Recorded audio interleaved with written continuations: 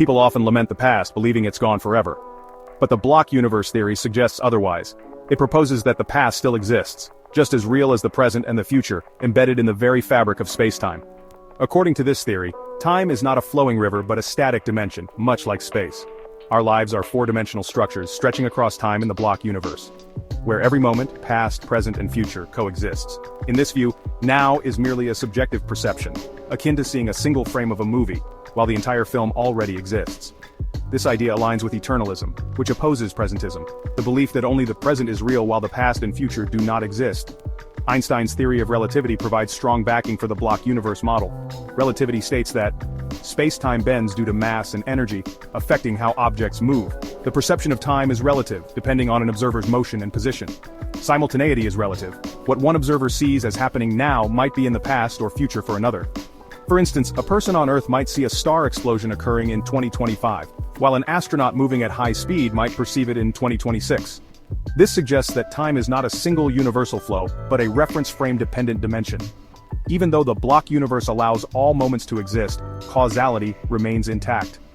Events in the past influence the future, but the future cannot alter the past, preserving the laws of physics. The block universe raises profound questions about time and free will.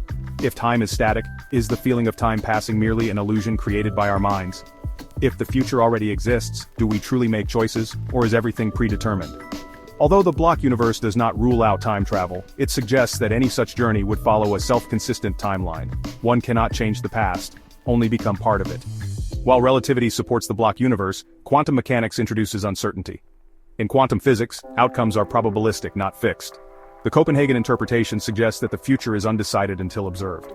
However, the many worlds interpretation, which posits that all possible outcomes exist in parallel universes, could be seen as a multi-layered block universe. A major challenge for the block universe is explaining why we only experience one moment at a time, rather than all at once. The growing block universe attempts to resolve this, suggesting that the past is real, but the future is yet to be formed.